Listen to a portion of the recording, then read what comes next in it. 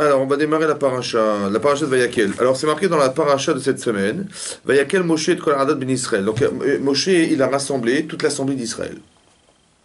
Bon, quand on rassemble tout le monde, en général, quand on fait une réunion collective, c'est pas pour raconter le prix des deux chevaux. Donc, c'était juste pour savoir, hein, en fait, qu'on va sûrement dire quelque chose de très important. Et donc, c'est marqué, Vayomer Elem, il leur a dit, Et Advari, Ele Advari, Masher Tziva Hashem la Sotam, voici les paroles qu'Hachem a ordonnées. Donc, c'est un ordre, ouais, qu'il a ordonné de faire.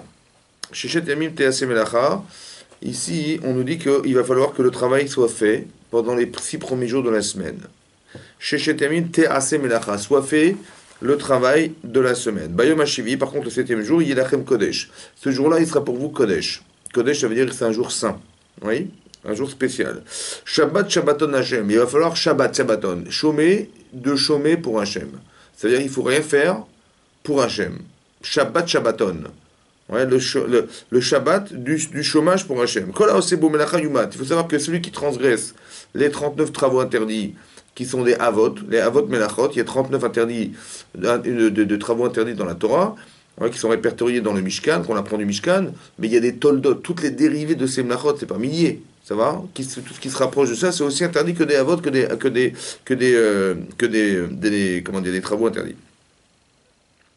On s'est marqué le Tevarouesh, Bechol Moshvetechem et Shabbat, et donc au Tevarouesh, vous ne ferez pas brûler de feu, Bechol Moshvetechem, dans toutes vos demeures pendant le jour du Shabbat. Donc on nous spécifie une melacha qui est de ne pas brûler le feu, ouais, qui permettra de cuire, de mettre au four. Donc ça fait partie de la melacha. Ensuite c'est marqué, Vayomer Hashem et Kol Haadat ben Israël.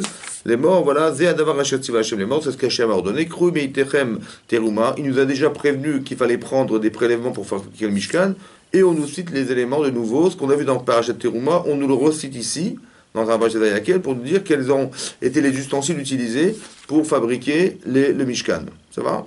Ok. Et tout le reste, la menorah, on verra la menorah, le shulchan, etc., c'est des choses, que des objets qui font partie du Mishkan et qu'on a dû construire. A priori, il y a une juxtaposition, il y a une proximité de sujets dans la Torah qui est, un, le Shabbat, et deux, la construction du Mishkan. Pourquoi cette proximité? Il y a une logique de proximité dans la Torah. Pourquoi la Torah elle a mis ces sujets ensemble? Vous voyez, c'est qu'il y a une logique, tout ce qui ressemble. Et donc, ici, il y a forcément un rapport qui se ressemble. Qu'est-ce qui se ressemble? Alors, on apprend plusieurs choses du fait qu'on ait mis. Rachid explique que, par exemple, Rachid dit là-bas, dans cette paracha, il dit que pourquoi on a marqué le Shabbat avant le Mishkan? Pour dire que on n'aura pas le droit de transgresser Shabbat pour fabriquer le Mishkan. C'est une loi. Ça va? À quoi il sert le Mishkan? Tu sais quoi, hein? Le Shabbat, c'est plus important que la présence. T'as pas le droit de transgresser Shabbat pour ça. Je dis, attends, j'ai pas compris. Pourquoi on fait le Mishkan? C'est pour pourquoi je fais Shabbat? Pour la présence divine. Ouais, pour qu'on soit avec. Bah alors, le Mishkan, c'est plus important de fabriquer le Mishkan pour permettre à Hachem d'être présent. Tous les messages d'Hachem, tu le passes, ils vont passer par le Mishkan. C'est pas important ça? C'est important? Et bah, tu sais que le Shabbat, c'est plus important que ça. T'as pas le droit de transgresser Shabbat sous prétexte de faire le Mishkan. Incroyable. Ça va? Une chose à l'apprendre. À part ça, il y a une logique aussi. Donc ça, c'est ce qu'apprend Rashi, le pshat de Rashi. Tous les travaux interdits de Shabbat, d'où on les tire? On les tire du Mishkan. Ce qu'on devait faire dans le Mishkan, dans le sanctuaire, ouais, on n'a pas le droit de le faire pendant Shabbat. C'est de là qu'on le tire aussi, de la proximité. Ça va? Et aussi de comprendre qu'a priori, il y a quelque chose dans le Mishkan. Parce que, comment dire, on a fait le sanctuaire à la suite de quoi? Vous vous rappelez pourquoi on a fait le sanctuaire? Parce qu'il y a eu la faute du Vaudor. Oui, donc on a fait la faute du Vaudor, on a failli tout perdre. Et après qu'on ait fait Teshuvah. Donc on a fait la faute du Vaudor le 16 Tammuz. Et on a reçu l'état de la loi le Yom Kippourim qui a suivi. D'ailleurs, 4-5 mois après, ça va? Et après Hachem il a demandé à Nissan de fabriquer le Mishkan. Mais le Mishkan, c'est la résidence divine. Donc c'est-à-dire qu'il nous a pardonné, Hachem, ou pas? Bah oui, puisque Hachem nous a demandé de résider parmi nous. Donc c'est-à-dire qu'il nous a pardonné. Et on a mis, donc le pardon d'Hachem, il est révélé parce qu'il nous a demandé de fabriquer un Mishkan pour lui, n'est-ce pas? Et on a juxtaposé avec le Shabbat. Peut-être que dans le Shabbat, il y a quelque chose de très fort aussi qui est de l'expiation des fautes. Ça veut dire que dans le Shabbat, il y a quelque chose qu'il faut comprendre, oui, qui revêt l'idée que on va faire présenter, on va ressentir la présence divine, ouais, Comme si on avait fabriqué le Mishkan. Pourquoi? Parce que le Mishkan, bah, il va durer ce qui durera, mais le Shabbat, il va durer tout le temps. Vous comprenez? Donc peut-être qu'il y a dans cette idée-là quelque chose, ouais, que le Mishkan, il va expier les fautes il va expier la faute du Vaudor, donc la faute du Israël, et peut-être que grâce au Shabbat, on va expier quelque chose. Oui, on va expliquer quelque chose grâce au Shabbat. Alors on va essayer de réfléchir en quoi ça expie les fautes. D'accord? Dans le texte, c'est marqué chez Temil TAC Melacha. TAC sera fait le travail. Il sera fait ou tu feras le travail? Ailleurs, c'est marqué tu feras le travail les 6 jours. Mais là, il sera fait le travail. C'est bizarre la formulation. Il sera fait. Peut-être ça veut dire quoi? Ça veut dire quoi il sera fait? Bah, il sera fait, ça veut dire que peut-être que quand tu vas rentrer dans ton Shabbat, il faut que dans ta tête le travail soit déjà fait. Ça va? Pour ne pas être préoccupé pendant le Shabbat à ce que tu dois faire après Shabbat. Non, le travail est déjà fait. Il faut que dans ta tête il soit fini. Donc ça veut dire que rappelle-toi du jour du Shabbat pour le sanctifier. Zachor et Yom HaShabbat. Rappelle-toi du jour du Shabbat les 4 des jours pour le sanctifier. Rappelle-toi quand? Là, pendant la semaine pour sanctifier le Shabbat. Ça veut dire quoi? Pour que ce jour-là il soit entier dans ta tête, il faut que tout le travail que tu as fait la semaine, il soit organisé. Rappelle-toi du Shabbat. Organise ta semaine. Pour que quand tu arrives Shabbat, tu n'aies rien dans la tête autre que le Shabbat. Tléassé Melacha, que soit fait le travail. Oui. Ou bien que Tléassé le Melacha. Qui c'est qui fait le travail? Peut-être qu'il est fait le travail. C'est pas toi qui fais le travail. La formule, c'est quoi qui sera fait le travail? Où est-ce qu'il est fait le travail? Tu vas faire quelque chose, ouais? Où est-ce qu'il est déjà fait pour que tu le fasses? Où est-ce qu'il est déjà fait le travail pour que tu puisses le faire? Peut-être qu'il est fait dans ta tête. T'es assez melacha. Le travail doit être déjà fait. Et après tu peux faire. Il faut que tu comprennes dans ta tête que ça se prépare. Sheshet Yamim, t'es assez melacha. Ouais. Il doit être fait le travail. Ça veut dire que tout ce que tu vas penser, c'est ça qui va te permettre de faire. Mais il faut le penser, le melacha. Oui? T'es assez, soit fait la melacha. Si tu fais sans réfléchir, ça marche pas. Oui. C'est quoi la melacha? Comment ça se traduit en français la melacha? En français. La melacha, le travail. Oui. Mais où est-ce qu'on retrouve le mot melacha? On retrouve le mot melacha dans les actions qu'on a à faire durant le Mishkan pour accomplir la construction du Mishkan. Ouais. Dans Shabbat, c'est marqué Mlechet Marshivet Asra Torah. La Torah, elle interdit de faire des travaux pendant Shabbat qui ont été réfléchis. La Melacha du Mishkan, la Melacha du Shabbat. Mais on retrouve aussi le mot Melacha dans la création du monde. C'est marqué Yom HaShishi. Vaychulu Hashem Va'aret Vechol Tzebaam. Le 6e jour ont été finalisés le ciel et la terre et toutes les armées, tout l'univers. Vaychal Lokim Hashim Melarto. Il a finalisé le 7e jour son travail. Asher Asa. Le mot Melacha, on le retrouve aussi dans la création du monde. On dit d'Hachem qui fait un travail. Une Melarto, son travail. Oui. Mais dans le travail d'Hachem, c'est quoi? C'est la création du monde. Mais la création, c'est de créer de rien. Ouais, ex nihilo, c'est qu'Hachem, il crée de rien. Ça, c'est la Melacha.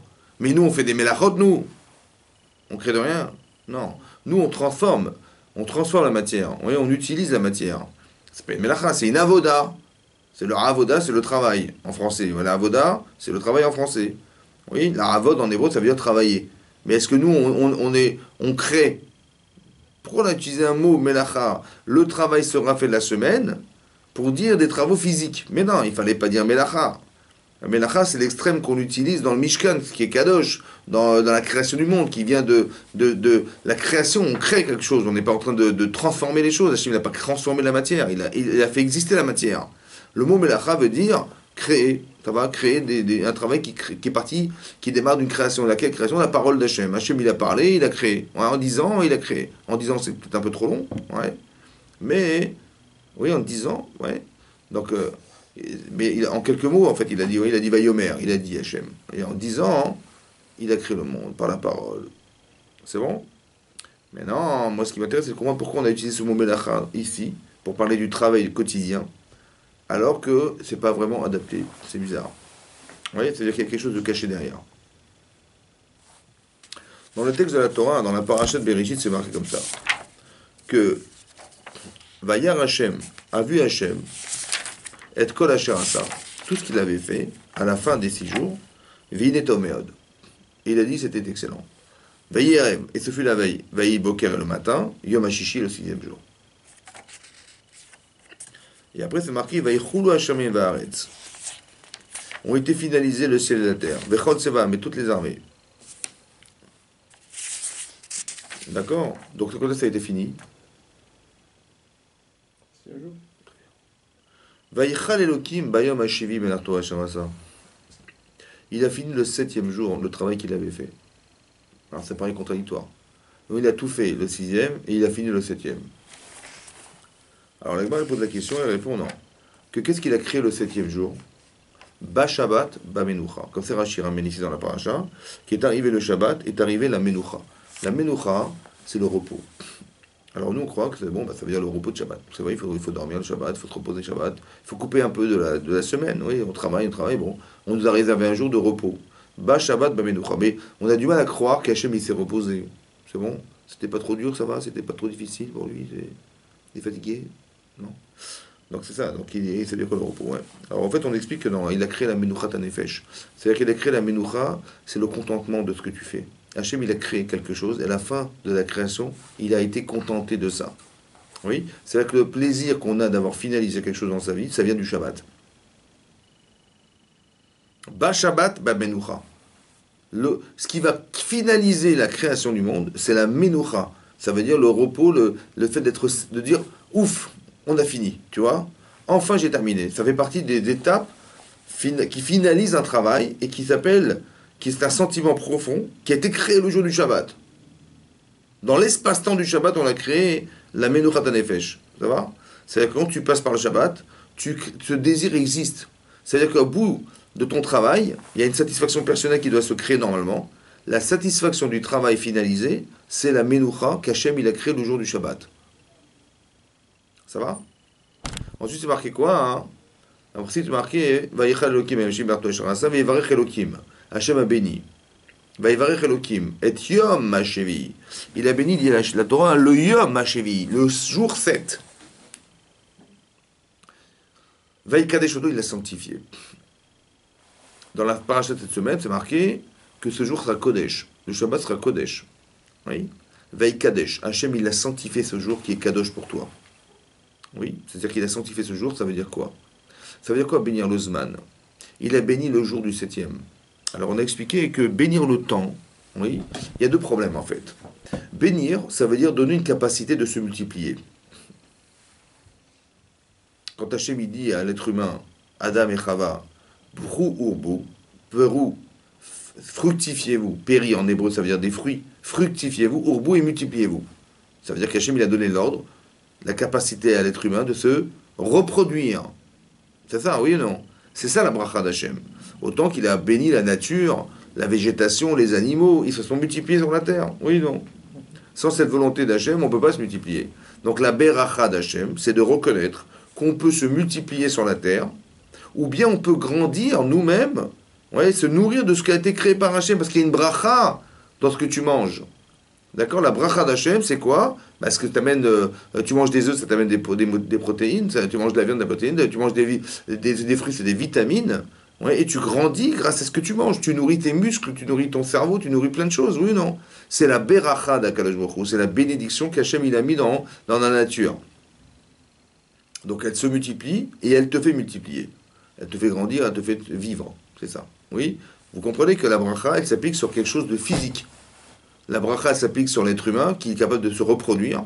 Elle s'applique sur les animaux, sur la végétation. Elle se reproduit grâce à la bracha qu'Hachem il a appliqué physiquement sur la nature. C'est clair? Mais ça veut dire quoi maintenant bénir le temps? Le temps, c'est une notion, le temps. Elle s'accroche comment la bracha dans le temps? Il n'y a rien. Tu comprends? Tu dis un être humain, il y a quelqu'un. Alors dis bon, bah, sur lui on applique. Il y a un arbre, on applique. Ça va? La bracha, elle s'applique. C'est vrai, c'est logique. Mais sur le temps, ça veut dire quoi bénir le 7e jour? Hein? Ça veut dire quoi bénir le temps? Bénir le jour. Hein? Bénir le jour. Mais le jour, c'est rien. Le temps, c'est une notion. Comment tu peux bénir le temps? Comment tu peux créer une application de la bracha d'Hachem dans le temps? Le Rav Dessler, il pose une autre question. Une question qui est contradictoire. Parce que D'un côté, Hachem, il est Mevarer. Hachem, il bénit. Quand Hachem bénit, il est béni comme il est lui, c'est-à-dire à l'infini. Mais le jour, il est concentré dans un espace-temps qui est de 24 heures, du Shabbat. Oui, c'est contradictoire. Parce que d'un côté, Hachem est Mevarer, il bénit à l'infini, dans un espace limité qui est de 24 heures du Shabbat. C'est contradictoire. Comment tu peux bénir à l'infini dans un espace fini? Vous comprenez? Ouais. Donc c'est quoi Vaïvarer? Et c'est quoi Vaïkadesh? C'est quoi sanctifier? Ouais, c'est quoi la Gdusha? Oui, c'est quoi la Gdusha d'Hachem? C'est quoi la Gdusha du jour? C'est quoi la Kedusha du jour de Shabbat? C'est quoi qui sanctifie le jour du Shabbat? C'est quoi?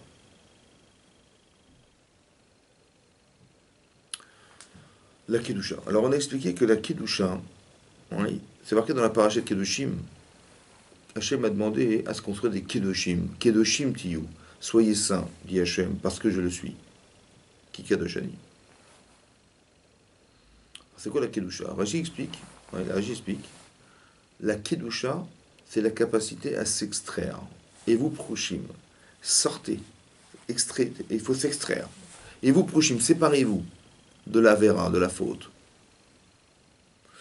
et de la rayotte, de l'adultère. Vous voyez, ce qu'un homme est attiré vers quelque chose qui est une faute, il est attiré vers la faute, la Torah dit, éloigne-toi. Soit parouche en hébreu, ça veut dire, parouche, ça veut dire, en français, ça veut dire se soustraire, se séparer. Parce qu'à chaque fois que tu verras que tu te sépares de la faute, dit Rashi, tu deviens kadosh. Ça va? C'est quoi la Gdusha? La Gdusha, c'est les éléments composants de ma conscience qui me permet de me retirer de la faute.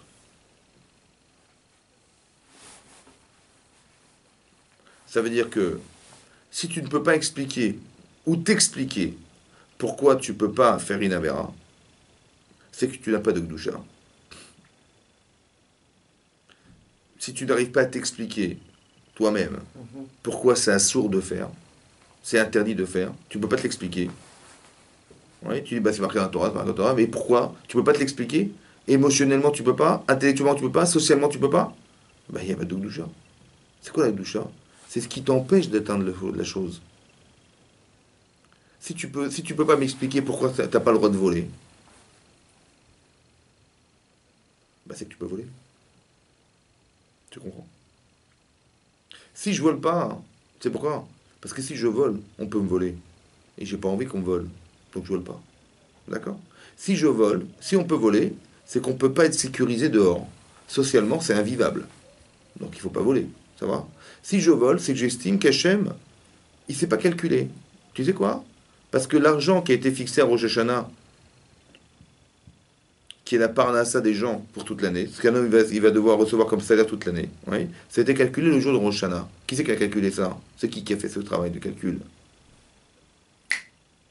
C'est qui calcule la parnassa des gens de l'année? C'est Dieu. C'est Dieu, ouais, c'est Hachem. Mais si moi je vole, ça veut dire que quoi? Je pense, j'estime que quoi? Qu'il n'a pas bien fait, il n'a pas bien calculé. C'est pas un bon comptable, tu vois? Parce que ce qui m'a réservé, ça ne me suffit pas, manifestement ça ne me suffit pas, donc je vais aller piquer dans la poche des autres. Donc c'est là qui c'est qui a mal calculé alors? C'est lui. Donc c'est-à-dire j'estime que quoi? Mais il ne sait pas calculer. C'est grave quand même, hein, le vol, ouais, tu vois? Donc pourquoi je vole pas? Bah à cause de tout ça. Parce que si je vole, on me vole. Si la société elle est faite en sorte qu'on puisse voler, bah on n'est pas sécurisé. Ça va? On n'est pas sécurisé. Donc c'est-à-dire que socialement ça se fait pas. Que émotionnellement je peux pas porter un vêtement que j'ai volé, je suis pas fier. Vous avez compris? Que si je vole, c'est-à-dire que je estime qu'Hachem il ne sait pas calculer, c'est pas possible. Vous avez compris ça? Tout ça c'est quoi ça? C'est quoi tout ça? Bah, c'est les éléments qui te permettent de te refuser à faire une avéra. Oui, non? Bah, ça s'appelle la Kedusha, ça.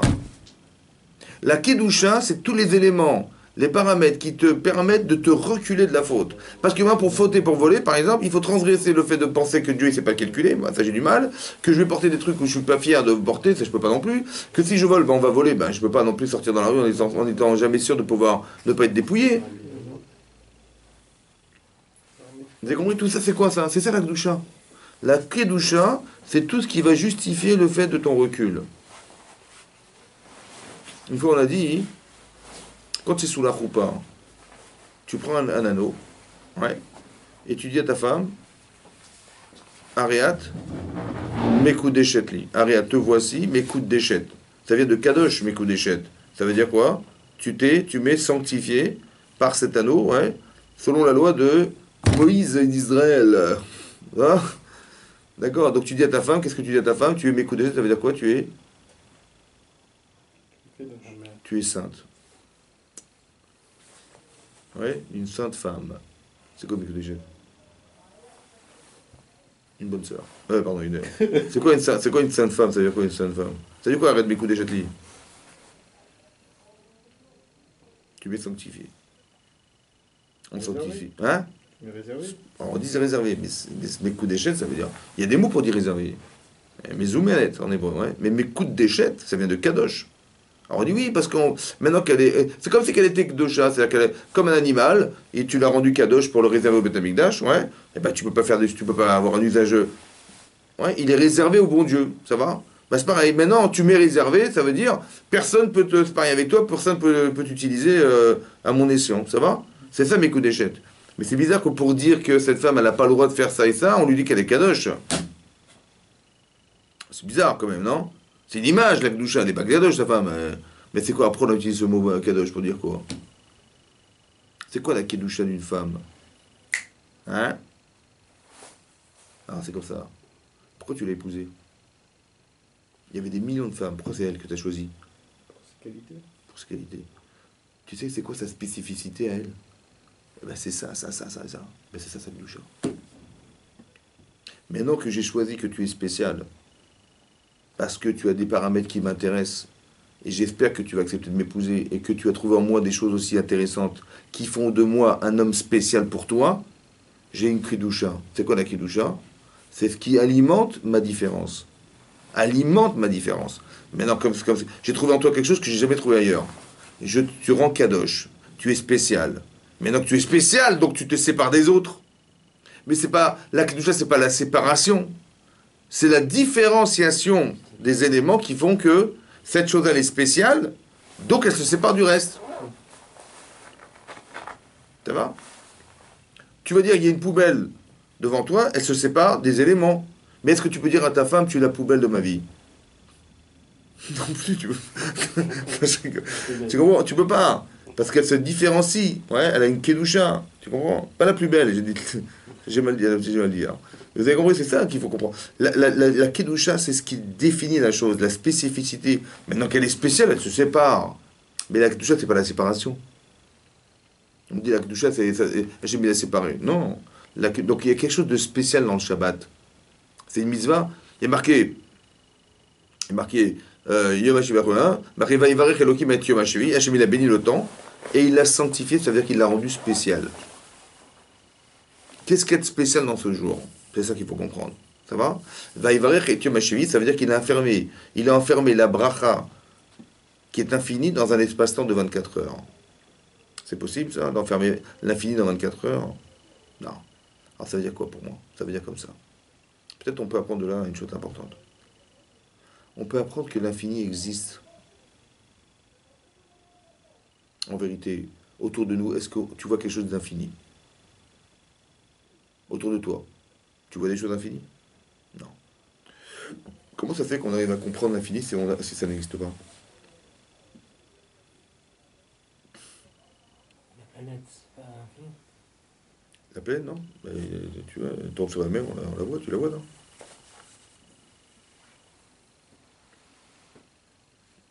Comment c'est que tu arrives à concevoir l'infini alors que ça n'existe pas l'infini?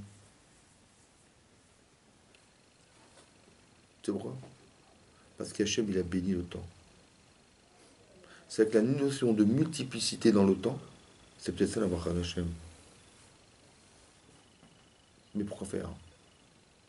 Parce qu'après ce monde, où est-ce qu'on va? Hein? On ne la voit pas. Ce monde à venir, il mesure combien?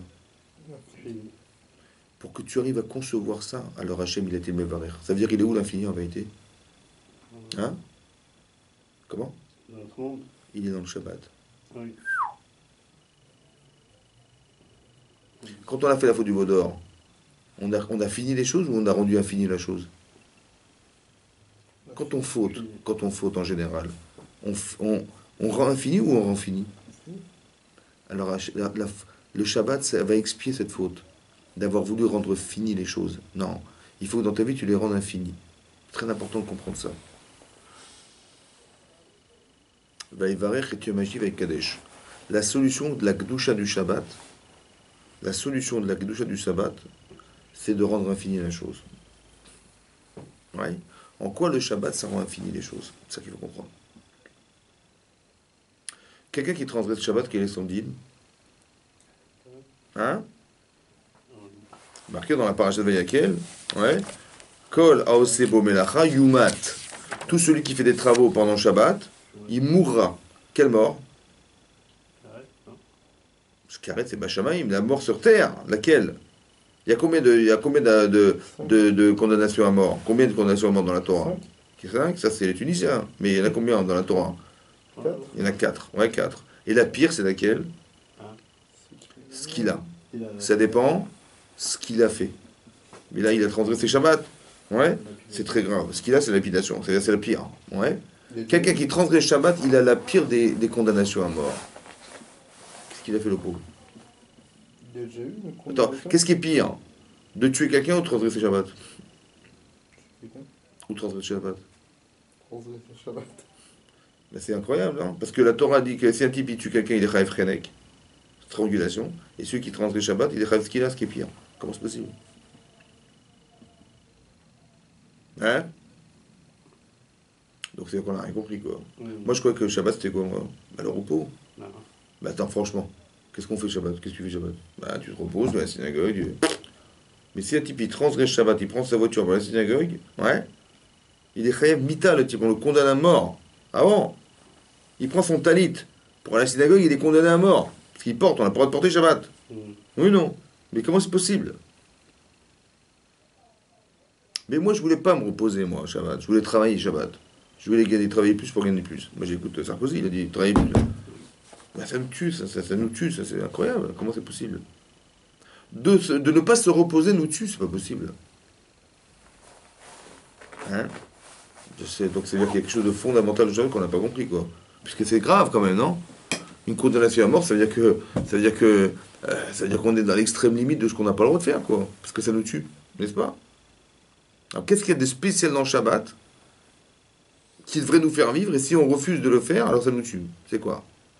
La dafina, la keila, la boucha. Alors c'est quoi? C'est dingue. C'est quoi qui... Tous ceux qui font des travaux interdits pendant le Shabbat, il devra être condamné à mort. Ok. Qu'est-ce qui est pire, Kippour ou le Shabbat? Shabbat, qui pour non? Moi j'aurais dit Shabbat. Mais Hein? Shabbat. Pourquoi? C'est marqué, ouais, Shabbat et Chayav Kila. Mais Kippour, on est Chayav quoi? On est Chayav Mita? Non. On est Chayav Karet. Retranché du monde futur. Mais on n'est pas condamné à la mort sur terre. C'est un type, il transgresse Kippour. Kippour, c'est moins grave que Shabbat. Vous vous rendez compte ou pas? Non, qui pour prendre Hein? dessus sur Shabbat. Comment? Qui pour prendre dessus sur Shabbat.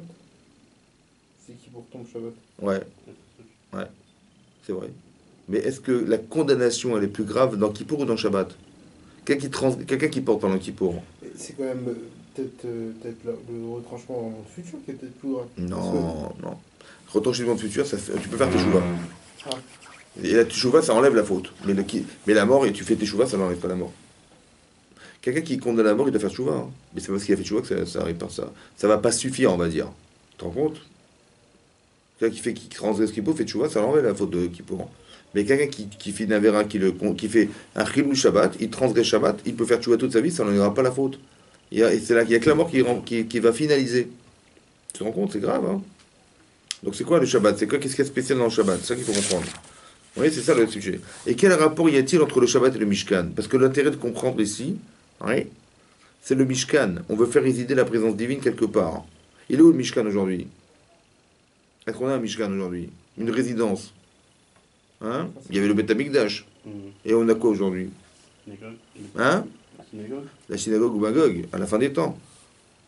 Et la synagogue, ouais. Donc c'est important la synagogue ou pas? Bah, le seul endroit où tu peux commencer, où tu te retrouves avec Hachem, où tu pries Hachem, où Synagogue. tu étudies la Torah, c'est où? Synagogue. La synagogue. Donc c'est important, la douche à la synagogue. C'est faire attention. Quand tu rentres ici, c'est oh. Est-ce qu'on peut dire n'importe quoi ici? Faut faire attention. Il y a une kedusha. La shérina, elle réside là. Ou alors chez toi. Oui, parce qu'il est marqué dans la Gemara Sota, là-bas, la Gemara dit Ish veisha. Si un homme est un homme dans son couple et une femme dans son couple, shérina benehem. La shérina, elle réside parmi eux. Quand tu rentres chez toi, tu rentres pas chez toi en fait. Tu rentres, tu vas récupérer, tu as rendez-vous avec la shrina. Donc tu mets ta cravate, tu fais attention comment tu t'habilles. C'est comme ça qu'il faut réfléchir. Très important, vous avez compris? Tu vas pas rencontrer ta femme à la maison, tu vas rencontrer la shrina qui est sur ta femme avec toi dans ta vie. Ouais, tu aimes ta femme, mais c'est la shrina entre vous qui vous lie, d'accord? Ben, c'est ça qu'on retrouve, tu vois, c'est très important. Donc ça veut dire qu'il faut comprendre ici le lien qu'il y a entre le Mishkan, la sanctuaire et le Shabbat, ouais, et ça, d'accord? Mais non, comme ça, il y a marqué, il faut pas, non plus, on avait dit qu'on ne faut pas brûler de feu pendant le Shabbat. L'autre est varouèche. Pourquoi? Pour dire une mélacha interdite, on a juste utilisé celle-ci, le fait de ne pas brûler. Pour la petite, il ne faut pas la bourrer, il ne faut pas coudre, il faut pas... Pourquoi cette mélacha? C'est ce travail spécifique de ne pas brûler le Yom Shabbat. Le jour du Shabbat, on n'a pas le droit de faire du feu. La semaine, tu as le droit, mais pas le Shabbat. Pourquoi le feu en particulier? Qu'est-ce qu'il y a de feu en particulier? Oui? Ok. Dans la paracha de cette semaine, donc la paracha de Bereshit, c'est marqué, vous voyez qu'Hachem, il a créé le monde. Oui? Dites-moi, Hachem, il est tout ou pas? Il y a combien de dieux? D'où tu sais? Peut-être il y en a 10. Peut-être il y en a 4. Hein? Il y a un. Parce qu'il est marqué, Shema Israël, Hachem Echad. Hachem, il est unique. Mais d'où tu peux comprendre qu'il est unique? Alors le Rambam, il dit comme ça. Quand il y a deux, il y a une forme. Parce que quand il y a deux, il y a la limite de l'un qui s'arrête et la limite de l'autre qui démarre. Ça se voit ou pas? Bah oui, parce qu'il y a deux. Or, tu vois deux ou tu vois pas? Hein? Si tu vois pas, c'est qu'il y a combien? Un. Et donc combien il mesure? Bah oui, parce que s'il s'arrête, c'est qu'il y a autre chose. Donc il est un et infini. Ça va, c'est clair. Mais s'il est un et infini, comment il peut créer alors? Parce il est tout. Créer de rien, c'est impossible puisqu'il est déjà tout.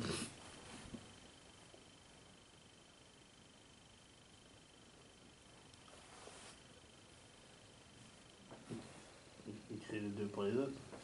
Lui, l'infini, et... Est-ce que tu peux rajouter sur l'infini? Hein? Tu peux ou pas? Alors comment il peut créer le monde?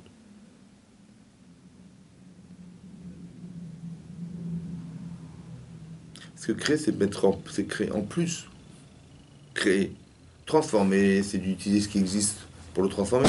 Mais créer, c'est en plus de lui. Il n'y avait pas. Il a rajouté sur lui. Oui, Il ne peut pas rajouter sur lui puisqu'il est tout. quand il y a deux, c'est que c'est des formes. C'est une forme. Hachem, il est tout, Hachem ou pas? Oui. Donc comment il peut rajouter sur lui-même puisqu'il est tout? Il rajoute les formes, mais il n'arrive pas. Hein? Vous avez dit que quand les deux, c'est qu'il y a deux formes. Il y a, Si tu dis qu'il crée quelque chose, c'est formé. C'est lui-même, ça s'appelle pas une création, ça s'appelle une transformation. Mais Hachem, il transforme ou il a créé? Créé. Donc il y avait quelque chose et il n'y avait rien. Donc il peut pas, donc il a rajouté sur lui, mais il peut pas, parce qu'il est tout. Non? Oui. Dans le Midrash là-bas, il y a un Midrash Rabbah, dans Parashat Teruma. Il dit comme ça.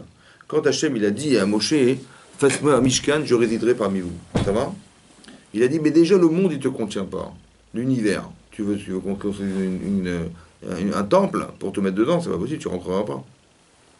Hachem, il a dit, non, je résiderai, je peux être ani et samsem et tatsmi. Je me concentre. Les samsem, c'est concentrer. Ça veut dire quoi? Ça veut dire qu'en vérité, Hachem, il n'a pas créé en plus. Il s'est retiré et il a créé dans l'espace qu'il a retiré de lui.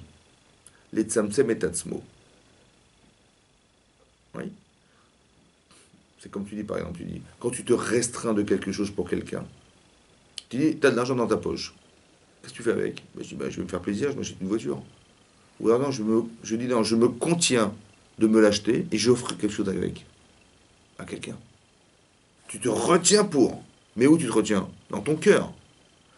L'autre, il a un tel espace dans ton cœur que tu dis, je ne peux pas le garder pour moi, je me retiens de le garder pour moi et je lui donne. Ça va? L'espace vide que tu crées dans ton cœur pour l'autre. Tu comprends ça? C'est ça qu'il a fait peut-être Hachem dans la création du monde. Il s'est entre guillemets vidé de lui-même pour l'autre, pour que nous on puisse exister. C'est ça que dit le Zohar, ça s'appelle le Tzimtzum, ça veut dire il se retire. Ouais, il se concentre pour dire, je me retire pour laisser un espace. Tu vois, vous comprenez ça? Qu'est-ce que c'est ça? C'est quel espace ça? Ben, c'est l'espace qu'il a créé pour créer l'univers. Ça a duré combien de jours? 6 jours. 6 jours. Et le 7e, Vaishbot. Vaishbot, ça veut dire qu'il s'est stoppé. Il est resté de quoi faire. Créé. Et donc de ce... Contenu. Donc il s'est lâché. Entre guillemets, ça, il a fini de se... Donc Vaishbot, il s'est arrêté de créer, donc ça veut dire qu'il est lui-même. Ça, c'est quand ça se passe quand ça? Shabbat. Shabbat. Où est-ce qu'il est Hachem, essentiellement? Dans la semaine, il s'est retiré pour que tu existes. Mais ça veut dire quoi qu'il s'est retiré? Peut-être ça veut dire aussi que dans ta semaine, tu verras pas, tu ressentiras pas forcément Hachem. Parce qu'il s'est retiré. Par exemple, tu sors dans la rue, tu vois des oiseaux. Tu te dis d'où ils sortent des oiseaux? Tu te poses la question? Tu te dis, il y a des oiseaux. Il y a des oiseaux, il y a le soleil, il y a la nature, il y a les nuages. Mais pourquoi tu dis pas c'est Hachem? Évidemment que c'est Hachem, qu'est-ce que tu crois que c'est quoi?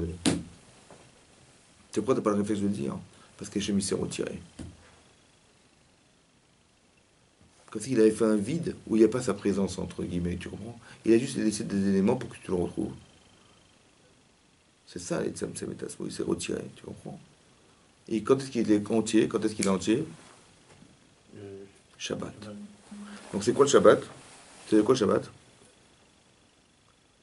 Le Shabbat, c'est la présence divine. Il s'est enfermé dans un espace, comme dans le Mishkan. Tu comprends ça ou pas? Pour toi. Si le Shabbat, c'est la présence divine, donc avant la création du monde, c'est quoi? Là, c'est Hachem ou pas le Shabbat? C'est Hachem? Oui. Donc avant la création du monde, c'est quoi? C'est Hachem. Donc c'est aussi un Shabbat. Oui, non? Shabbat, Shabbaton. L'Hachem. Shabbat, Shabbaton, l'Hachem. Il y avait un Shabbat avant la création du monde et il y a un Shabbat dans ta création à toi. Ça veut dire que dans Shabbat, Hachem il se trouve. Plus que dans le reste de la semaine. C'est-à-dire que tout ce que tu vas faire la semaine, c'est pour arriver à ce que le Shabbat, il puisse avoir un sens pour toi. Hachem, il s'est retiré pour toi. Oui. Donc qu'est-ce que tu dois faire toi? Tu te retires pour lui. Ça pourrait expliquer pourquoi on n'a pas le droit de faire les travaux Shabbat. Parce que si tu travailles, de quoi tu vas t'occuper? De qui tu vas t'occuper? De toi. Tout travail est interdit. Pourquoi faire? Il ne faut pas que ton cerveau et ton corps ils soient préoccupés par autre chose que le Shabbat. D'accepter Hachem dans le jour du Shabbat. La Shekhinah, elle va résider dans ton cœur parce que tu dis, moi, je me retire pour lui. Comme tu as fait pour construire le Mishkan. Qu'est-ce que tu as fait? On t'a dit, Hachem, il t'a dit, prélevez-moi comment dire, des éléments de vous qui vont pour moi permettre de construire le Mishkan. Mais attention, hein, je veux que ça vienne de votre cœur.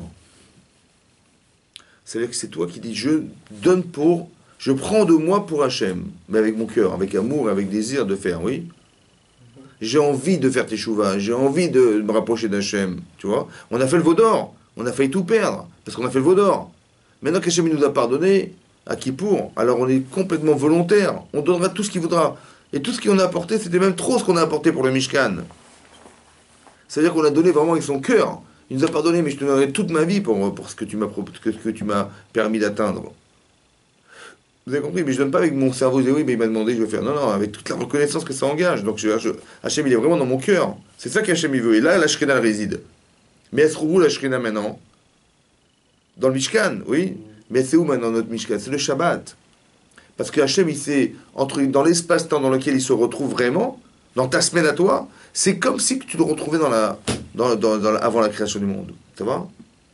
Ce que tu vas atteindre un jour après la mort, c'est ce que tu vas ressentir pendant Shabbat. Combien tu ressens? Alors, c'est ça qui est marqué. Là-bas, le Rav Dessler, il ramène un midrash Rabbah, c'est Otiot Rabbi Akiba. Là-bas, c'est marqué dans le midrash Rabbah qu'Hachem, il a dit le jour du matin de Torah. Le jour du don de la Torah, Hachem a dit, il a dit, Yeshli les kartov bishvilchem. J'ai un cadeau à vous offrir, pour vous. Ils ont dit, c'est quoi? Il dit, c'est simple, si vous faites les misotes correctement, je vous promets le monde futur, le Olam Haba.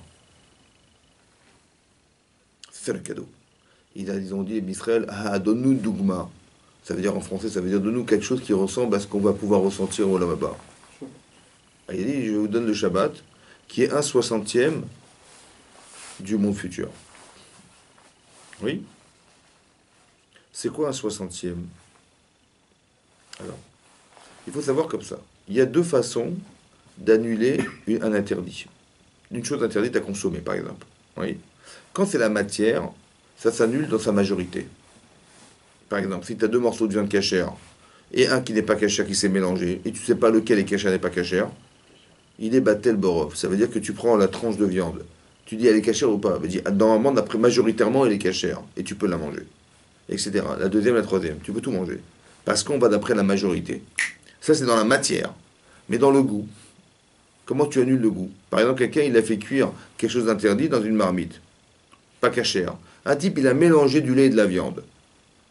Donc, si je retrouve le goût du lait dans la viande, je ne peux pas manger. Ça s'appelle une cuisson de lait de viande interdite par la Torah. Mais comment je vais pouvoir annuler? Comment ça s'annule la viande, ou le lait dans la viande?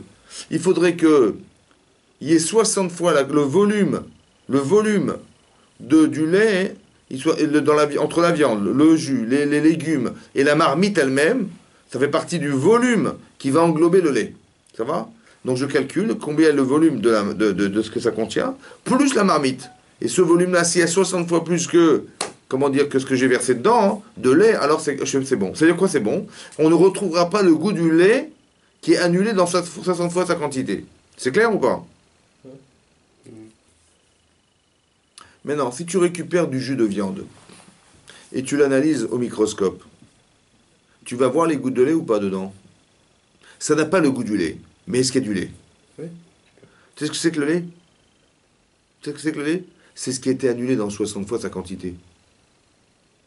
Tu sais ce que c'est que le Shabbat? C'est les molécules de lait que tu retrouves dans la viande. Tu vois ce que tu vois là? C'est ça le Shabbat. Imagine ce que c'est là-bas. Tu as plaisir à faire Shabbat? Tu as du plaisir à faire Shabbat? Oui. Le plaisir que tu ressens du Shabbat, c'est 1/60e. Ça veut dire que c'est carrément complètement annulé dans la viande, ouais, comme la viande dans le lait, ouais. Ouais, le lait dans la viande, où tu vois les molécules de lait qui se baladent. C'est ça ton Shabbat. Tellement imagine qu'est-ce que c'est que le Olam Haba. C'est ça qu'il a dit, j'ai un cadeau à vous offrir, c'est le Olam Haba. Mais ce que tu vas ressentir le Shabbat, c'est Batel Beshishim. C'est annulé dans 160 fois sans quantité. C'est-à-dire que c'est infiniment rien ce que tu ressens Shabbat. Mais c'est ça. Tu te rends compte? Regarde ce que tu vas recevoir comme cadeau au Olam Haba.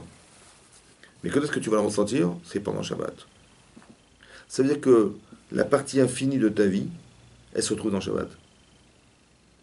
Elle est où la partie infinie de ta vie, en vérité? Dans toi. Vous avez compris que c'est paradoxal. Hachem, il a béni le Shabbat, il a mis la notion d'infini dans le Shabbat. On dit le Shabbat, c'est une nachala, c'est un héritage B'Metzarim sans limite. Pourquoi c'est sans limite? Qu'est-ce qu'il y a dans le Shabbat de spécial? Comme s'il y avait un langage dans le Shabbat que tu ressens qui te parle. Alors je pensais comme ça. De mettre la bracha dans le Shabbat, c'est aussi paradoxal que de mettre une neshama dans un corps. Comment tu rends compatible les deux, dis-moi? Comment tu mets une neshama spirituelle dans un corps physique? Mais ça n'a rien à voir. Et comment tu l'enfermes dedans? Tu sais où est-ce qu'il est là-bas? Si tu es capable d'atteindre ta neshama. Tu as un Yetzeratov et Yetzerara. Toi, Yetzerara, c'est quoi? C'est ton corps. Toi, Yetzeratov, ta neshama. Tu sais c'est quoi le langage de ta neshama? C'est la Torah. Si tu fais bien les mitzvot, Hachem il dit, tu vas avoir le Haba. Ça veut dire quoi? Ta neshama, elle pourra rentrer. Parce que c'est un langage qui t'est commun. Parce que quand tu fais bien les mitzvot, c'est que tu atteins ce que tu es au fond de toi-même. Mais c'est dur, c'est pourquoi c'est dur? Parce qu'il y a de rare. Qu'est-ce que tu vas décider de faire? Tu vas te retenir de faire ou tu vas te laisser faire? Tu comprends? Tes Shabbats, tu vas te retenir de faire pour Hachem ou tu vas te laisser faire et tu vas oublier? C'est tellement important ce que je vous dis que si quelqu'un il transgresse Shabbat, il est condamné à mort. C'est énorme. C'est comme si il avait raté sa vie, quoi. Mais non, il faut bien comprendre ce que je vous dis. La condamnation à mort, c'est pas que la faute, elle est tellement grave qu'il va mourir. C'est que si quelqu'un transgresse Shabbat, c'est qu'il est déjà mort. Ça veut dire comme ça. C'est comme tu dis, quelqu'un qui frappe ses parents. Un type, il donne une claque à son père, il donne un coup de poing dans la figure à son père. La Torah dit, bah, s'il fait ça, il est Ramita. Mais c'est pas qu'il est condamné à mort. C'est que si le type il est capable de faire ça, c'est qu'il est mort. Comment un homme il peut frapper ses parents? C'est qu'il a aucune estime de l'autre? C'est pas possible, il n'est pas vivant, c'est pas possible. C'est l'expression de ce qui est mort qui a prouvé qu'il était capable de frapper ses parents. Donc quand la Torah dit mais il est condamné à la mort, c'est pas que la Torah le punit. Comme un type il dit bah, il a fait ça, il va payer une amende, l'autre il a fait ça, il va aller en prison, on va le punir. Non, la condamnation de la Torah, c'est pas une punition.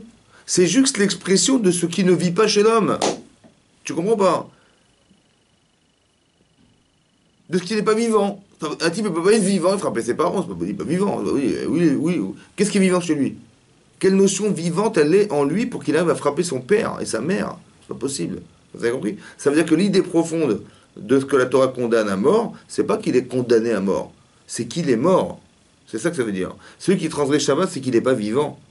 Pourquoi ça veut dire quoi qu'il n'est pas vivant? Mais il est vivant, non. Il y a cette notion-là qui ne vit pas en lui, laquelle? C'est d'être capable de comprendre que toute ta vie future, elle se construit dans ton Shabbat. On avait le Mishkan. Le Mishkan, c'est le service qui est fait dans le Beth Amikdash, ou dans le sanctuaire. Oui, mais c'est quoi ça? C'est le lien entre nous et Hachem. On n'a pas de Beth Amikdash. Qu'est-ce qu'il nous reste? Il nous reste le Shabbat. Ça veut dire que c'est très important qu'on comprenne que de la même manière qu'Hachem, il s'est arrêté pour nous, il s'est vidé pour nous, pardon, nous aussi, on doit être capable de faire l'inverse. Tu travailles la semaine, tu travailles dans ce qu'Hachem il a fait pour toi, mais tu t'arrêtes pour lui le jour du Shabbat. C'est quoi s'arrêter pour lui? C'est de dire, quelqu'un qui va ressentir la Gdusha de Shabbat, il faut la comprendre et la construire dans sa vie, mais après, pour la vivre, il faut s'arrêter. Celui qui travaille Shabbat, il ne peut pas ressentir la Gdusha du Shabbat. C'est impossible. C'est pourquoi? Parce que c'est incompatible.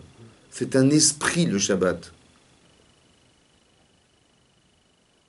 C'est-à-dire que la personne, si elle transgresse Shabbat, c'est quoi le Pshat? Transgresser Shabbat, c'est transgresser ce que lui-même il a en tête de savoir qu'Hachem il se trouve présent le jour de son Shabbat. Donc s'il n'est pas capable d'accepter ça, Hachem dans sa vie pendant Shabbat, mais c'est ça qui le condamne, parce que c'est ça qui lui permettra d'atteindre le futur. Qu'est-ce qu'on va retrouver à la fin de notre vie? On va retrouver Hachem. Alors on te demande une chose. Au moins une fois dans la semaine, essaye de te concentrer à accepter ça. 52 fois dans l'année pendant toute ta vie. C'est comme ça qu'on se conditionne à arriver au Lamaba. Vous avez compris ça? Très important ça. Hein, tu as compris? C'est un conditionnement. Ça veut dire que tu vas t'arrêter pour lui. C'est comme tu dis, tu vois, je sais pas moi, une halakha, tu vois un rave, tu te lèves. Pourquoi tu te lèves? Elle dit bonjour comme ça. Tu dis à un rave, un grand rave, tu dis pourquoi tu te lèves? C'est pourquoi il faut te lever. Pourquoi il faut se lever quand on va se faire Torah? Pourquoi on se lève? Assieds-toi et on va te lever. Pourquoi la marque du respect, c'est de se lever? Peut-être parce que quand tu te lèves, c'est que tu coupes toute forme d'activité pour toi. Tu t'arrêtes. Tu te lèves pour l'autre. Tu t'arrêtes pour l'autre. S'arrêter pour les autres, c'est le respect le plus grand. C'est-à-dire qu'il n'y a que l'autre qui compte. Tu as compris ça? Tu t'arrêtes de travailler pour toi que pour les autres. Qu'est-ce qu'il y a dans ton cœur? Il y a l'autre. Qu'est-ce qu'il y a dans ton cœur? Il y a Hachem. Qu'est-ce qu'il y a dans ton cœur? Il y a Shabbat. Et quelle est la limite? C'est la limite de ce qu'Hachem il a créé dans le Shabbat. La beracha de Vayivarech Elokim et Yom HaShvi, Hachem il a béni le 7e jour. Ça veut dire que tout ce qui existe dans l'Olam Haba, le monde à venir qui est infini, et ben tu peux le retrouver dans le Shabbat. Comme s'il y avait un mécanisme dans le Shabbat qui te permettait ça. Et si tu as ça, est-ce que tu peux fauter maintenant? Non. C'est-à-dire, c'est comme la faute, c'est comme le Mishkan. Ça répare la faute du veau d'or. Parce que quand on faute par intérêt personnel. C'est pour ça que c'est dur de se retenir. Parce que je vais perdre. Est-ce que si tu es capable de te retenir, c'est quoi? Pourquoi tu te retiens? Parce qu'il y a quelque chose qui te permet de te retenir, c'est la Gdusha. Tu dis, je ne veux pas voler. Et j'ai honte de voler. Et j'ai pas envie qu'on me vole. Et si je vole, je vais m'imaginer qu'Hachem, il ne sait pas compter. Et ça, je ne peux pas l'imaginer. Mais tout ce que tu penses, c'est ça la Gdusha, en fait. C'est ça qui t'empêche de faire des choses. C'est ça qui t'empêche de voler. Parce qu'il y a des éléments moteurs qui sont dynamiques en toi et qui t'empêchent de faire une avéra. Oui, non. Donc c'est ça la Gdusha. La séparation, c'est toi qui l'as créée parce que tu l'as pensé, tu l'as ressenti. Sheshet Yamim Tease Melacha. 6 jours sera fait le travail. On a demandé la question, pourquoi pour dire un travail on dit Melacha? On dit pas Melacha, on dit Avoda. Melacha. Peut-être dans la Melacha, il y a quoi dans Melacha? Malach, un ange. Et Malach Hashem. C'est quoi le Malach? TAC, sera fait. Peut-être l'idée c'est comme ça. Ce que tu dois faire, tu dois le penser. C'est ça la Melacha. C'est de penser. Le Shabbat, c'est dans ta pensée. Tu l'acceptes dans ta pensée. Celui qui transgresse Shabbat, c'est pourquoi? Parce qu'il a d'autres intérêts dans sa pensée qui sont plus forts que le respect du Shabbat. C'est pour ça qu'il transgresse Shabbat. C'est que dans la tête. La Melacha, c'est la tête. Tu vois? Hachem, il a pensé, il a créé. La Melacha de la création du monde. La Melacha du Mishkan. La Melacha du travail. C'est pas de faire. Le lien, je pense que le définiteur commun de la Melacha de la création du monde, des travaux qui sont faits dans le Mishkan, dans le sanctuaire, et le travail de la semaine, c'est le côté spirituel de la chose. Est-ce que tu réfléchis dans l'intérêt de toi ou dans la spiritualité qui se dégage?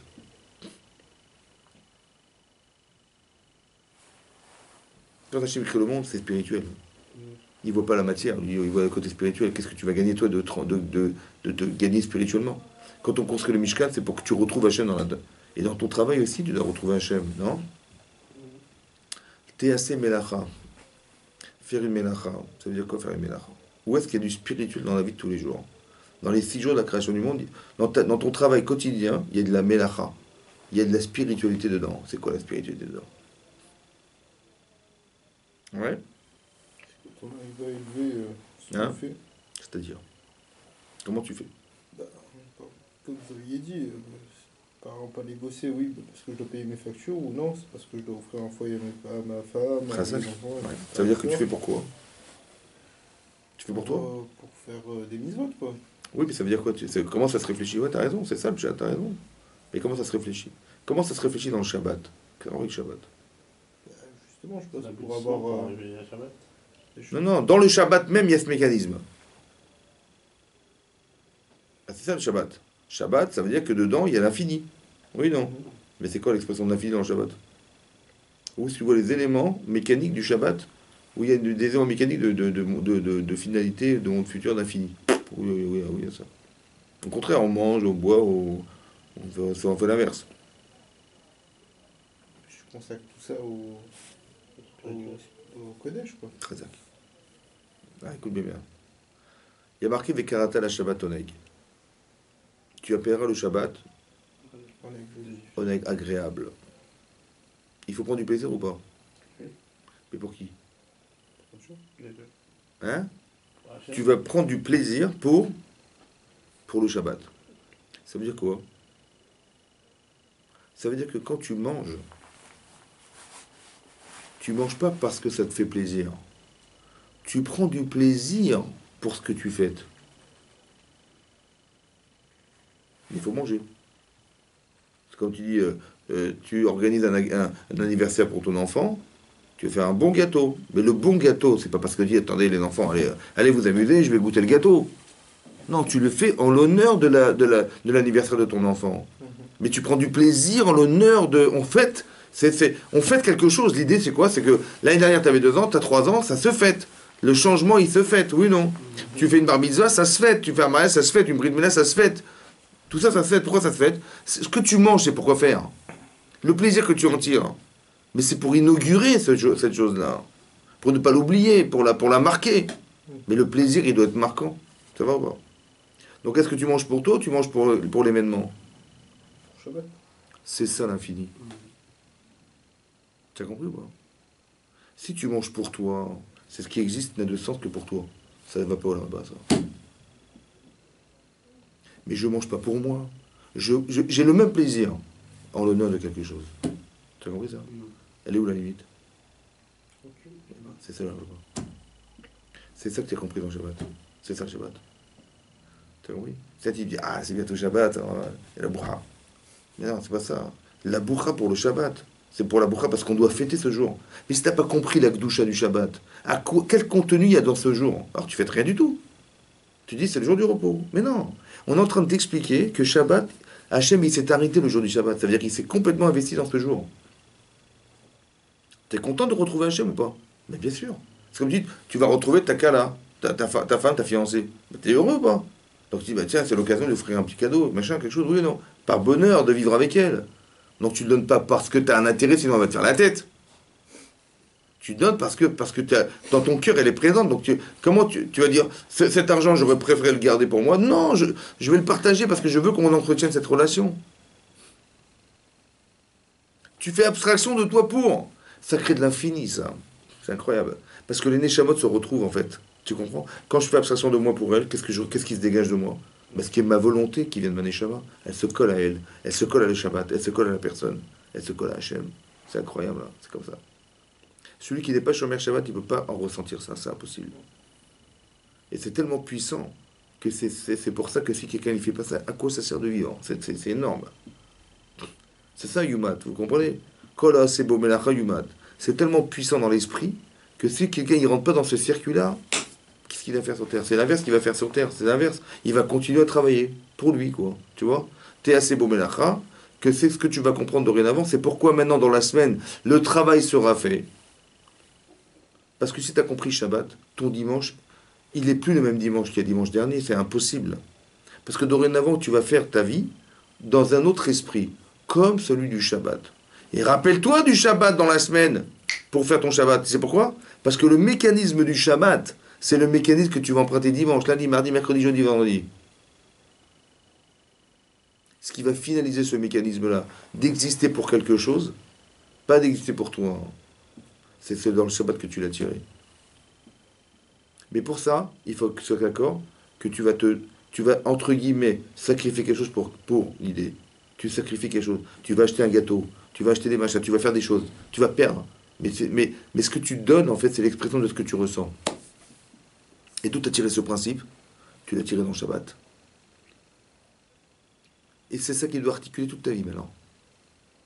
Jusqu'à ce que, à la fin. T'as compris ou pas? Parce que c'est comme ça qu'on crée de l'infini. Parce que lorsque tu fais les choses par intérêt personnel, tu enfermes la matière dans toi. Mais quel intérêt? C'est toi. Tu la rends pas infinie puisque ça s'arrête à toi. Tu dis pourquoi tu fais ça? Parce que j'ai envie de gagner. Mais pourquoi tu réfléchis comme ça? Tu vas te rendre compte dans la Torah qu'à chaque fois qu'on a été au bout de nous-mêmes, on a créé du spirituel. Et ce qu'on a créé est indiscutible. Par exemple, bizarrement, le clan d'Israël, il est issu des Havot, des patriarches. Et bizarrement, les patriarches, ils avaient tous des femmes stériles. Incroyable, quoi. Qu'est-ce qui va sortir d'une femme stérile? Bah rien. Pourquoi Hachem il a fait que toutes les matriarches, elles étaient stériles? Tu sais pourquoi? Parce que ce qui va naître ne vient pas de toi. Il ne vient pas de l'intérêt d'avoir des enfants. Il vient de l'intérêt de créer quelque chose de spirituel. Si tu avais eu des enfants comme tout le monde, tu te dis, bah, je suis content, voilà mes enfants. Tu comprends pas? Mais tu ne peux pas en avoir. Ah bon? Ah mince. Alors comment tu vas faire pour en avoir? Il faut que tu pries tout le temps, de toutes tes forces, que ce soit un neshama qui parle et pas ton corps qui parle. Tu demandes à Hachem de te sauver, de te permettre d'avoir des enfants. Mais tu ne peux pas en avoir. Alors ça va être au-delà de ça, tu vois? Mais dans ce que tu vas créer par le au-delà de ça, c'est quelque chose qui va naître physiquement, mais qui est indestructible. Ça s'appelle le clan d'Israël, ça. Tu verras que ça ne peut pas se détruire. On est petit, peu nombreux, on s'assimile et on veut nous exterminer et on est encore là. C'est incohérent. Mais tu sais pourquoi ça dure? Parce que on est né de quelque chose qui vient de au-dessus de soi. Tu comprends? Ils l'ont pas fait pour eux-mêmes. Les avotes, les patriarches, ils n'ont pas créé, ils n'ont pas eu des enfants comme une famille. Ils ont voulu créer le clan Israël. Ouais. Mais comment tu vas créer quelque chose qui ne peut pas, qui va avoir un monde, qui va avoir droit à l'infini? Il faut que tout ce que tu fasses est le produit de l'infini.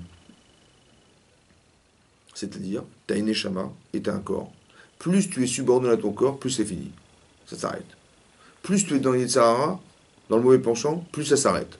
Parce que la Vera, elle va s'arrêter là où tu l'as commencé. T'as menti, ça s'arrête là. T'as mangé pas cachère, ça s'arrête là. Ça s'arrête là. T'as créé du plaisir, ça s'arrête là. Tu comprends? Mais si tu veux que ça aille plus loin, il faut que tu dépasses ça, ce niveau-là, de petitesse, de toi. Parce que dedans, tu as une neshama qui est très noble et qui est très profonde et qui est infinie. Essaie de comprendre dans ta vie que tu n'as pas de limite. Mais pourquoi tu n'en as pas? Parce que tu as une neshama d'Israël en toi, qui vient d'Hachem. Mais Hachem n'a pas de limite. Donc la non-limite, tu la portes en toi. Il faut juste que tu comprennes qu'il n'y a que ton corps qui t'empêche de l'atteindre. Donc quand tu utilises le plaisir de ton corps au service de ce que tu es à l'infini, c'est ça le Shabbat, non? Tu manges avec plaisir, donc tu utilises la matière au service de l'infini, de la volonté que tu as d'exprimer, le plaisir que tu as de fêter Shabbat. De fêter Shabbat. C'est comme tu manges en l'honneur de ton mariage. Tu manges pas pour manger, t'es pas dit, bah, quand je vais au restaurant, je sais ce que j'ai envie. Mais je vais pas me marier, je vais pas appeler au traiteur un truc je vais manger pour moi. Je dis, allez danser, laissez-moi tranquille, je vais manger avec ma femme. On n'est pas au restaurant. Pourquoi? La différence, c'est quand tu vas au restaurant, tu manges pour toi. Tu vas manger ce que tu aimes. Mais là, tu vas pas manger parce que tu aimes. Tu vas manger pour faire plaisir aux autres. Tu vas dépenser énormément d'argent parce que ça te fait plaisir que les gens participent à ta simcha, à ta joie. C'est pas la même chose. T'as compris ou pas? Maintenant, il est où l'Yetzirah? Il n'y en a plus. T'as compris? Si t'as compris ce principe-là, t'as plus d'Yetzirah. C'est un truc de fou, quoi. Et ça, c'est l'infini, ça. Et tu l'as tiré de Shabbat. Avant la création du monde, c'est Shabbat. Et après, marqué là-bas, hein, dans la paracha Zévzi, c'est marqué comme ça. Bereshit bar Elokim et Hashem et Taretz. Hashem au début crée le ciel et la terre. Et tout, ouais. C'est marqué. Ve'aretz ha'ita tohu va'u. Et la terre était tohu bohu. Ve'chosher apeleteom. Il y avait l'obscurité sur l'abîme. Ruach Elokim merachefet apelameim. Et le souffle divin soufflait au-dessus de la mer. Vayomer Elokim a dit Hashem, Yehior. Ouais, vous savez quoi Yehior? Que soit la lumière. Vayor, et ça fait la lumière. Vayar, et il a vu Elokim, Dieu est à or la lumière, qui t'offre qu'elle était bien. Vayavdel, c'est quoi Vayavdel? Hein? La séparer. Elokim ben Aor ben Achosher. Dis-moi, si le début, avant la création du monde, c'est Hashem, c'est ce qu'il était le 7e jour de la création du monde. Shabbat, Shabbaton. Donc avant la création du monde, c'est un Shabbat. Oui. Donc c'est quoi son Motsai Shabbat à lui? C'est dimanche. Qu'est-ce qu'il a fait là-bas? Il a allumé la lumière. Et nous, qu'est-ce qu'on fait Motsai Shabbat? Il y a le ciel et nous. Cette lumière-là, il ne faut pas l'allumer Shabbat. L'otevarouesh. On ne peut pas allumer le feu pendant Shabbat. Tu l'allumeras après Shabbat. Parce que lui aussi, il a créé la lumière après Shabbat. Vayavdel Elokim, entre la lumière et l'obscurité. Ne mets pas de la lumière là où c'est Shabbat. Fais-le après Shabbat. Parce qu'il faut séparer. Ton éclairage, tu vas utiliser cette lumière de Shabbat pour t'éclairer Motsai Shabbat. Est-ce que tu comprends ça dans ta vie? À la lumière de ce que tu as compris Shabbat, tu vas éclairer ta vie. Mais ne l'utilise pas pendant Shabbat, c'est pas pour Shabbat, c'est pour après Shabbat.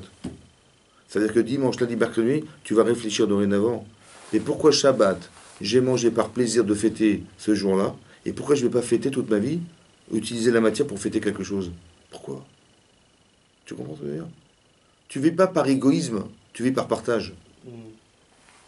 Et c'est ça le monde futur. Tu n'es pas victime de ce que tu es, c'est-à-dire de ton corps qui t'empêche d'exister. Il faut que tu l'utilises au service d'eux. Il n'y a rien qui fait écran.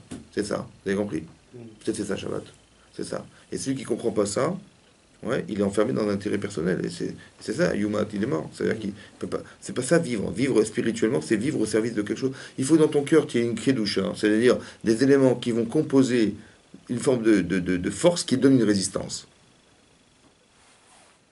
C'est ça la kedusha. Si tu aimes ta femme, elle a une spécificité que tu ne veux pas te séparer d'elle. Donc tu ne peux pas la tromper, tu peux pas lui mentir. Mais si tu l'aimes, tu ne peux pas faire l'inverse. Tu ne peux pas trahir ce que tu aimes.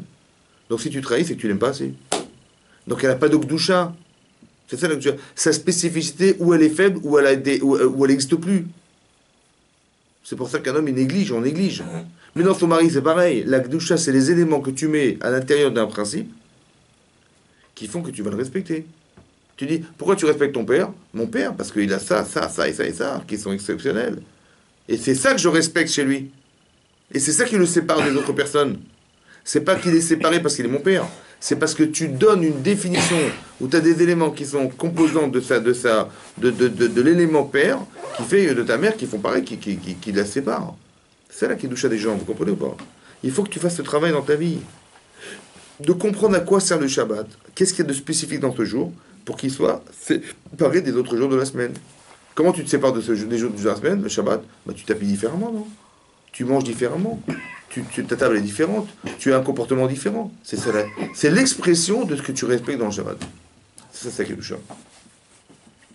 Qui kadosh, parce qu'il est kadosh ce jour. C'est ça kadosh. Oui? C'est de trouver des éléments spécifiques à ce jour qui font que c'est ça qui va orienter ta façon de te comporter avec et de respecter ce jour. Donne un contenu à ce jour. Pas dire c'est juste le repos, il faut s'arrêter, et on va pas travailler toute la semaine, on s'arrête un jour quand même, il faut s'arrêter Shabbat. Mais quand tu dis il faut s'arrêter Shabbat, tu penses qu'à toi. Mais c'est pas ça Shabbat. Vous avez compris? C'est une retrouvaille avec Hachem. Vous savez, il y a marqué dans le Shulchan Aruch, ouais, dans le Zohar, c'est marqué dans le Zohar, il ramène là-bas le Rama, il dit que le Shabbat, on a un supplément d'âme. Vous savez qu'il y a marqué dans le Zohar que quand Hachem, il reçoit cette Neshama supplémentaire à la sortie du Shabbat, il dit, dis-moi, qu'est-ce que tu as entendu comme Chidushim de Torah ce jour-là? Ça veut dire qu'on doit être Mechadesh, on doit étudier la Torah avec une nouveauté. Si tu ne sais pas le faire, dit le Rama, le Mishnah il ramène, alors étudie quelque chose que tu ne fais pas dans la semaine. Ça veut dire qu'il faut faire quelque chose de nouveau, vous comprenez? Parce qu'il y a une Kedusha de Shabbat. La Kedusha est spirituelle. Il faut que tu vas voir que tu vas t'inspirer de ce jour et que dans la Torah, tu vas voir des choses que tu ne verras pas la semaine. Tu comprends? Parce qu'on t'a donné un supplément d'âme pour te permettre d'accéder à ça. D'ailleurs, oui, c'est c'est pas là. C'est très important d'exploiter ce jour au maximum parce que tout est contenu dans ce jour-là. La Gemara dit, le Midrash Rabbah, il dit, c'est tellement fort que quoi? Que tu vois, il y a tous les invités sont là. Hein. La choupa est présente. Le photographe, la vidéo, le traiteur, tout le monde est là. Le khatan est là sous la choupa. Tu sais ce que c'est que le Shabbat? C'est la kala. Mais s'il n'y a pas la kala, il y a quoi? S'il n'y a pas la fiancée, là, il n'y a rien. Tu comprends? C'est énorme ce qui est marqué. Tout ça, ça sert à rien. Toute la création du monde, il y a le khatan, la kala, il y a tout sauf la kala. Ba Shabbat, ba Melucha, le Shabbat c'est la malka, c'est la reine. Ça veut dire que si elle n'est pas là, le monde n'a pas de sens. Mais c'est une image pour expliquer que si tu ne comprends pas Shabbat, mais ta vie n'a pas de sens. Ça ne servit à rien de créer tout ça. Oui. Il manquait la kala dans la choupa. C'est-à-dire tu as tout fait. On a fait le premier jour, deuxième jour, troisième jour, David, tout le monde, voilà, tous les jours. Tous les jours, c'est tous les éléments qui sont composantes de ton mariage. Le Shabbat, c'est l'essentiel de la semaine. Comme ça, il faut comprendre. Donc il y a une kedusha. Chaque moment, il faut l'exploiter. Et pas se dire, bah non, c'est le jour du repos, on se lève à 10h. Ouais. Mais t'as perdu 2 heures, je suis désolé. T'avais 2 heures pour étudier la Torah, t'avais 2 heures pour te pénétrer. Tu te retiens pour. Tu vois? C'est l'inverse, c'est exactement l'inverse de ce qu'on croit. Tu dis, mais c'est le jour le plus important de ma semaine. Et moi, je dors. C'est stupide, tu vois? Et je parle pas dans la Beth Knesset, et je fais attention à la Kedusha du Makom. Et quand c'est le jour le plus important de ta semaine. Donc tu te consacres à ce jour-là, évidemment, c'est comme ça. C'est comme ça que ça se réfléchit. Ok? Allez, Chazak. Shabbat Shalom. On remercie les gens qui ont suivi le show aussi en direct. Et on va souhaiter un bon Shabbat.